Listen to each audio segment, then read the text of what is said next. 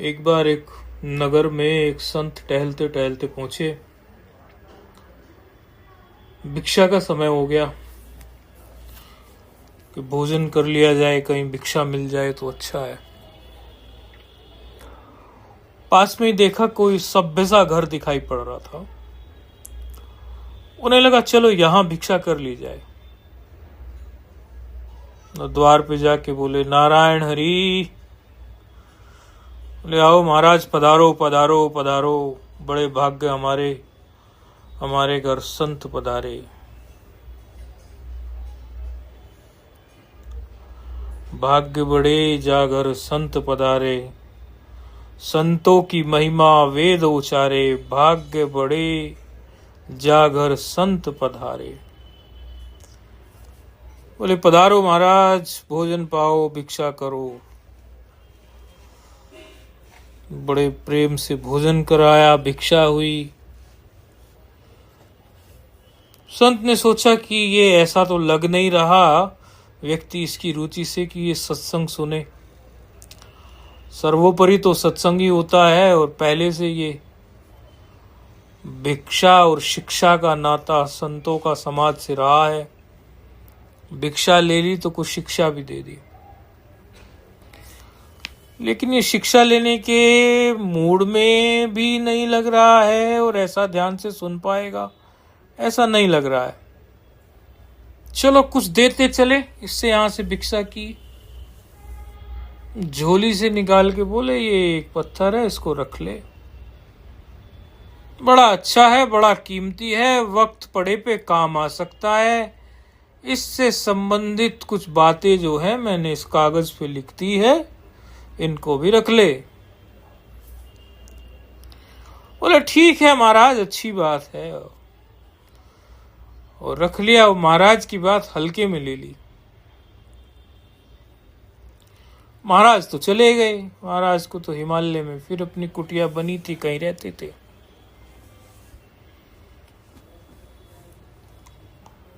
समय बीता।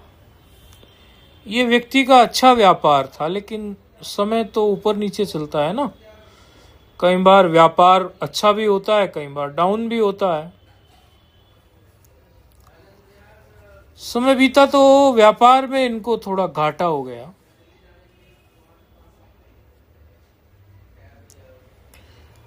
व्यापार में थोड़ा घाटा हुआ तो अब ये तो कहीं कहीं भोजन बनते थे, कहीं मिठाइयाँ, कहीं सब्जियाँ, पापड़, अचार, दही, सब। ये तो हालात ये आ गए बिल्कुल कि 2-4 रोटी खाएं तो भी उसके लिए चटनी से खाएं, काम चलाएं। व्यापार ऐसा ठप हो गया। कुछ हो जाता है कई बार। कई लोग तो मिलते हैं हमें, कहते हैं महाराज कोरोना काल से पहले बहुत अच्छा था, कोरोना काल में बड़ा नुकसान हो गया। तो सभी तरह की चीजें फिर से अभी ट्रैक पे आ गई गाड़ी। तो अब उन्होंने सोचा कि महात्मा ने कहा था कभी वक्त पड़े पे ये पत्थर काम आ जाएगा। देखो दिमाग क्या काम करता है उस व्यापारी का, सेठ का, जिसके घर भिक्षा करके महात्मा गए थे। उसने उस पत्थर से चटनी घिसनी शुरू कर दी। बोले वक्त पड़ा है तो चटनी घिसो इससे। रोज आना, चटनी घिसे उस पत्थर से, और चटनी घिस के खा ले। रोटी खा ले, चटनी घिसे, रोटी खा ले उस पत्थर से। प्रतिदिन का उसका ये काम हो गया। अब समय बीतता गया, लेकिन अभी गुर्बत, उसकी गरीबी मिटी नहीं। गाड़ी फिर से ट्रैक पे आई नहीं। उसने सोचा किसी से उपाय तो पूछ लूं। किसी से बोला कि हमें अभी थोड़ी व्यवस्था बिगड़ गई है और चटनी रोटी से ही गुजारा हो रहा है, कुछ उपाय बताओ। बोले भाई ऐसा है, तू एक काम कर, साधु संतों के पास जा, उनके पास कोई उपाय होता है। तो थोड़ा हिमालय की तरफ को चला। थोड़ा ऋषिकेश से ऊपर बढ़ा था। बोले महाराज मैं तो चल के आया हूं बड़ी दूर से। बोले भाई मेरे पास तो कुछ नहीं, इससे और थोड़ा ऊपर जा, एक संत रहते हैं, उनके पास बड़ी बड़ी मणियां हैं, पारस इत्यादि हैं, उनसे कुछ तेरे हाथ लग जाए तो तेरा भाग्य संवर जाए। अब ये व्यक्ति ऊपर गया, थोड़ा और आगे बढ़ गया, और आगे बढ़ जाने से उसे वहां संत मिले। और संत वही मिल गए जो संत पहले उसके घर आए थे भिक्षा करने। बोले महाराज आप चले गए थे, उसके बाद मेरा काम थोड़ा ढीला पड़ गया था, बहुत दिन तक अच्छा भी चला, लेकिन कुछ ऐसी आपदा आई, मैं तो आपको बहुत याद करता था। बोले बेटा काम ढीला पड़ गया था तो मैंने तुझे बताया तो था, यदि कोई विपत्ति आए, कोई विकट परिस्थिति आए तो मैंने तुझे कुछ दिया हुआ है। बोले हाँ हाँ महाराज, उसने तो मेरा बड़ा काम चलाया, और आज भी रास्ते भर में मैं चल के आ रहा हूं तो मैंने अभी भी चटनी घिस के उसी से खाई है। आपने जो मुझे पत्थर दिया था उसी से मैंने चटनी घिसी, और 2 रोटी रास्ते में मैं रुमाल में बांध के लाया था, उसी से खाई है। अब तो महाराज मुझे कुछ और दे दो, पारस दे दो या कुछ और दे दो। बोले वो जो उसके साथ मैंने तुझे एक कागज दिया था कि इसका कुछ बारे में जानकारी है, इसमें कैसे उपयोग करते हैं इस पत्थर का, वो नहीं तूने पढ़ा? तो नहीं महाराज मैंने वो पढ़ा नहीं, बस मैंने समझ लिया कि ये महाराज ने एक पत्थर दिया था, इस पत्थर को मैं चटनी घिस लेता हूँ, बुरे वक्त पे काम आएगा, ऐसा कहा था। अब बुरे वक्त पे क्या, अब रोटी नहीं, सब्जी नहीं, दाल नहीं, चावल नहीं, और थोड़े बहुत पत्ते तोड़ लेता हूँ, उनकी चटनी बना लेता हूँ तो पत्थर बड़ा साथ दे रहा। अब तो मैं किसी पारस की तलाश में हूं महाराज। बोले रे मूर्खानंद, अरे ये पारस का ही तो पत्थर है, तेरा लोहे से छुआ के तो देख, लोहे को सोना बना देगा ये। मूर्खानंद इसीलिए तो तुझे एक कागज दिया था साथ में कि बुरा वक्त पड़े तो ये पत्थर पारस है, सामान्य पत्थर नहीं है, इसको छुआ ले लोहे से और देख। अब देखो पत्थर तो उसके पास ही था, लेकिन पत्थर की पहचान नहीं थी, सही ज्ञान नहीं था, तो उसको वो सामान्य पत्थर लगा, पारस का पत्थर नहीं लगा। और इतने दिन से इतनी कीमती चीज से वो चटनी पीस रहा था। ये हाल है। एक बार क्या घटना घटी कि एक युवक को एक संस्था ने अहमदाबाद बुलाया। वो संस्था बोली कि आप अहमदाबाद आ जाना, और एक कुछ कार्यक्रम है बच्चों का भी, और भी कई युवा आएंगे, थोड़ा आप भी आ जाना। बोले भाई मुझे छुट्टी कम मिलती है, मैं थोड़ा सॉफ्टवेयर इंजीनियर हूं, मुझे छुट्टियां कम मिलती है। बोले नहीं देख लेना आप। तो वो युवक टूर पे दिल्ली आया हुआ था, उसने सोचा चलो अब तो अहमदाबाद का भी टूर लगा देते हैं, संस्था भी बुला रही है, चलो अहमदाबाद चलते हैं। तो 3rd AC का टिकट निकाला, 3rd AC का टिकट निकाल के अहमदाबाद का युवक अहमदाबाद के लिए चल पड़ा। थोड़ा माहौल ऐसा था कि एक तो 3rd AC का जो AC चल रहा था वो कुछ ज्यादा ठंड कर रहा था, तो जो चादर होती है, व्हाइट चादर मिलती है, वो ओढ़ के आराम से 3rd AC में 3 सीट वो होती ही है, वो उनमें नीचे वाली सीट थी, तो बैठ के थोड़ी चादर सी ओढ़ ली, कभी लेट जाए कभी बैठ जाए, ऐसे यात्रा चल रही थी। ट्रेन में ऐसी चलती रहती है यात्रा। एक जो है ऊपर की बर्थ पे युवक था, उसके साथ 2-4 युवक और थे। अब ये युवक तो सकुचाता सा, अपना मंथन करता सा, विचार करता सा, आराम से चुपचाप अपनी पुस्तक पढ़ता सा नीचे बैठा हुआ था, जिसको छुट्टी नहीं मिलती थी और संस्था कह रही थी आप भी आना। अब वो 3-4 युवक ऊपर की बर्थ पे बैठे थे, अब वो इसकी हंसी उड़ाने लगे, इसके हाव भाव को, या ये बात नहीं कर रहा है, या इसका सामान्य सादा सूदा सा वेशभूषा देखकर इसकी हंसी उड़ाने लगे। होते हैं कई मन चले, उनको कुछ काम नहीं, बोले खाली ट्रेन में हंसी उड़ाओ किसी की। इसने बोला भाई तुम एक काम करो, हंसी उड़ानी है या कुछ भी करनी है हमें इससे कोई आपत्ति नहीं है, लेकिन अब रात के 10 बज गए हैं, 10 साढ़े 10 के बाद तो सब लोगों को सोने का होता है। ट्रेन में ये एक नियम भी होता है कि 10 साढ़े 10 के बाद आप सो जाइए। आप अपनी जो बर्थ है उनको सोने वाली स्थिति में लगाइए और बीच की बर्थ को बीच में सेट करिए और सो जाइए आप। अब ये युवक माने ही नहीं और उल्टा सीधा और सुनाने लग गए। बोले क्या तुम फटीचर से लोग हो, मतलब कपड़े ऑर्डिनरी। और वो युवक ये सोच के चल रहा था कि ट्रेन वेन में चल रहा है तो क्या मैं जूते भी कौन से बहुत अच्छे पहनूं, तो थोड़े क्रॉक्स जैसे से पहन के भी चलूंगा तो चल जाएगा। ये ट्रेन में बार बार जूते पहनो, फिर टॉयलेट जाओ या पेशाब करने जाओ तो बार बार जूते पहनने पड़ेंगे, उससे बेहतर है कि मैं ये क्रॉक्स जैसे से पहन के चलता हूं। अरे क्या फटीचर से लोग, हम तो एक मेडिटेशन की क्लास में जा रहे हैं अहमदाबाद में, और बड़ी अच्छी मेडिटेशन सेशन वहां होगा और बहुत बढ़िया बढ़िया मेडिटेशन वहां सिखाया जाएगा। जो मेडिटेशन बड़े बड़े लोग जो है उस मेडिटेशन से बहुत हायर पोस्ट पे चले गए, एक ऑर्डिनरी से ऑर्डिनरी लोग, ऐसा मेडिटेशन कैंप है।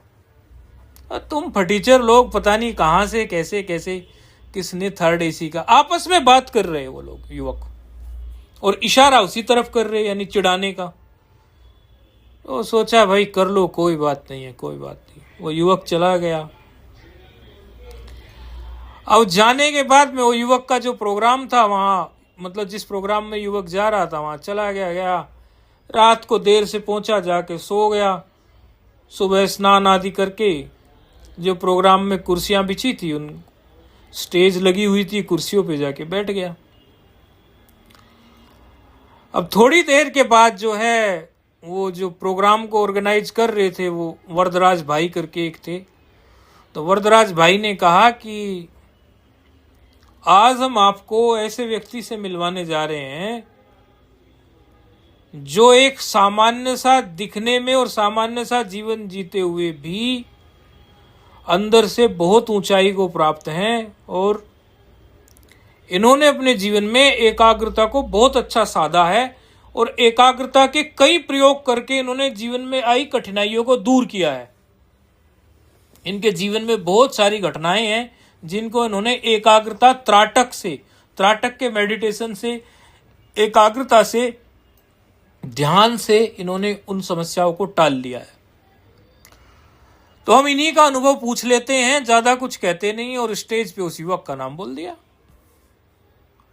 अच्छा, उस युवक को भी नहीं पता था कि ये मुझसे कुछ कहलवाना चाहेंगे, वो तो साधारण उनकी प्रार्थना पर वो शिविर अटेंड करने चला गया था, वो कैंप। अब ये युवक स्टेज पे चढ़ा और इसने ताबड़तोड़ बोलना शुरू किया। अब ये जो 3-4 युवक जो रास्ते में उसको तंग कर रहे थे वो भी उसी कैंप में आए थे ध्यान सीखने के लिए और मेडिटेशन की इंस्पिरेशन लेने के लिए। अब ये उसी से सुन रहे थे। अब देखो गड़बड़ क्या हुई, ना पहचानने की। वो युवक तो पूरे रास्ते उन्हीं के साथ था और उन्होंने उसको पहचाना भी नहीं, बल्कि उसका अपमान और किया, और आज अभी यहां आके उसका सम्मान उन्हें करना पड़ रहा है। अरे जो हम कीमती से कीमती सुनने के लिए आए थे, वो कीमती से कीमती बात सुनाने वाला व्यक्ति तो बिल्कुल हमसे 1-2 फीट की दूरी पर ही बैठ के आ रहा है पूरी ट्रेन में, हमें पता ही नहीं है। तो ज्ञान की कमी से, अज्ञान से, भ्रम से, आवरण से चूक गए वो, वरना रास्ते में इतने निकट था तो और भी कुछ टिप्स ले सकते थे। एक बार दिल्ली से गांधी जी चले, उन्हें साबरमती जाना था। साधारण सी वेशभूषा में थे, कोई वो गेटअप जो उनका था प्रॉपर वो था नहीं। ट्रेन की टिकट जैसी हुई सो हुई, पास में कोई बैठा हुआ था, ठंड का मौसम था, चादर ओढ़ के बैठे थे, शॉल चादर ओढ़ के। अब रास्ते में वो लोग जो हैं वो अरे क्या बुड्ढा ऐसे करके वो चिढ़ाने लगे। पहले का जमाने में ऐसा था कि कोई सोशल मीडिया, फोटोग्राफ तो ज्यादा होते नहीं थे, कभी कोई सुन ली बात तो सुन ली।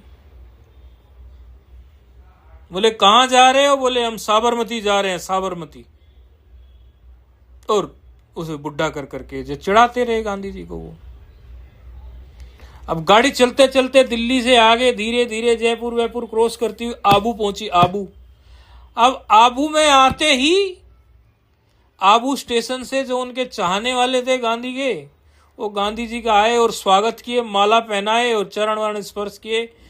बोले महाराज हम तो गांधी जी वहां नहीं आ सकते अहमदाबाद, तो हमने सोचा गांधी जी बड़े अहिंसावादी व्यक्ति हैं। अहिंसावादी रहे होंगे वो लोग भी, गांधी जी के फैन रहे होंगे। बोले हमने सोचा आबू स्टेशन पर ट्रेन रुकेगी, यहीं दर्शन कर लो, यहीं मिल लो। अब वो लोग बड़े चकित हो गए। बोले गांधी जी हम तो आपके आश्रम में ही रहने के लिए, आपसे प्रेरणा पाने के लिए ही जा रहे थे। रास्ते में बुड्ढा बुड्ढा करके जो चिढ़ाते आ रहे थे, और गांधी जी तो उनसे 1-2 फीट की दूरी पे ट्रेन में बैठे हुए थे। गांधी जी कोई दूर थोड़ा ही थे। एक बार एक संत हमारे साथ थे वृंदावन में, वो संत का नाम देवदत्त। अब देवदत्त कहो या आत्मानंद कहो, वो संत चले, चल के फिर कुछ दिनों में रहे, फिर मिले नहीं, फिर गायब हो गए। फिर एक बार वो ऐसे गायब हुए कि कोई संपर्क ही नहीं रहा उनसे। फिर पंजाब में जाना हुआ, तो पंजाब में होशियारपुर में कहीं कोई सत्संग का प्रोग्राम रखा गया, तो सत्संग के प्रोग्राम में सत्संग चलने लगा। सत्संग चलने लगा तो सभी प्रकार के लोग बैठ गए वहां, कुछ पंजाबी लोग भी थे। तो एक युवक पगड़ी बांध के बैठा, और पगड़ी बांध के बैठे बड़े ध्यान से सुना, बहुत ध्यान से। कथा सुनाते सुनाते हमने कहा भाई एक हमारे मित्र भी थे, मित्र संत थे, देवदत्त थे, और वो हमारे साथ में वृंदावन में भी रहे थे। अभी पता नहीं कहाँ होंगे, पता नहीं कहाँ होंगे। अब वो जो पगड़ी बांधे हुए युवक था, वो अचानक से सभा में खड़ा हो गया, कहने लगा महाराज जी आपने हमें पहचाना नहीं, मैं वही देवदत्त हूँ। अभी कुछ समय से मैं ये पगड़ी बांध के यहाँ गुरुद्वारे में रहता हूँ तो मैं वही देवदत्त, स्वयं देवदत्त, वही देवदत्त हूँ, कोई और नहीं हूँ। बस आप वो काल जो है वो याद करो और ये काल को देखो, इनमें दोनों में अंतर है। मेरी वेशभूषा जो पहले वहां वैष्णव तिलक लगाता था, आज मैंने पगड़ी बांधी हुई है। यदि उस वैष्णव वेशभूषा को हटा दो, इधर की पगड़ी को हटा दो, तो मैं कोई और नहीं, मैं वही हूं। तो ये कथाएं क्या कहती हैं? ये कथाएं कहती है आप अपने आप को पहचान नहीं रहे हो।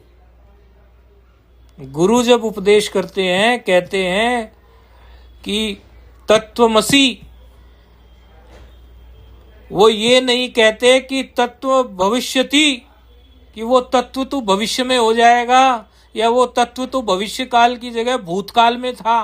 वो कहेंगे जिस तत्व की जो बात करते हैं वो तत्व तो अभी है, यही है, कोई और नहीं है। जिस ईश्वर और जिस तत्व की बातें चलती थी वो कोई और नहीं, वो तू ही है, तत्वमसि। कहाँ ढूंढता है, किसे ढूंढता है, किसकी अस्थि को कहाँ खोजता है? आप ही अमृत आपो अमृत घट आप ही पीवन हारी, आप ही ढूंढे आप ढूंढावे आप ही ढूंढन हारी। समझो गीता का श्लोक कह दिया, अचरम चरमेव च। अचर है वो भी तू ही है, चर है वो भी तू ही है, और तू तू कह के कुछ और नहीं, कोई दूर नहीं, वही का वही है। आप ही अमृत, खुद ही अमृत है। आप वो अमृत घट, उस अमृत का घड़ा भी तू ही है। आप ही पीवन हारी, तो ही उसको पीने वाला है। आप ही ढूंढे आप ढूंढावे आप ही ढूंढन हारी।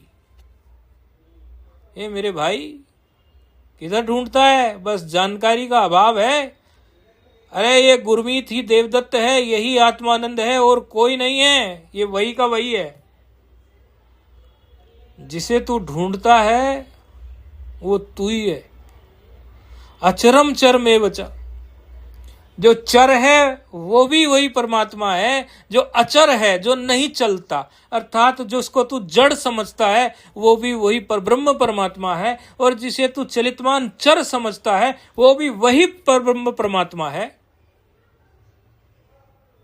न तू उससे दूर न वो तुझसे दूर था, आता नहीं नजर है, आता नहीं नजर तो नजर का कसूर था। ना तू उससे दूर ना वो तुझसे दूर था, आता नहीं नजर तो नजर का कसूर था भाई। तो अपनी नजर को ठीक कर, इस पे जाला जम गया, इस पे कोई धूल जम गई, कोई मल हो गया, कोई विक्षेप है, कोई आवरण है, इसको गुरु के ज्ञान से हटा ले, फिर दूर कहीं ढूंढना नहीं पड़ेगा, यही मिलेगा। काल से कालांतर की बात नहीं है कि आज है कल होगा परसों होगा, आज नहीं है, ये काल से कालांतर में नहीं जाना है, भाव से भावांतर में ही आना है केवल।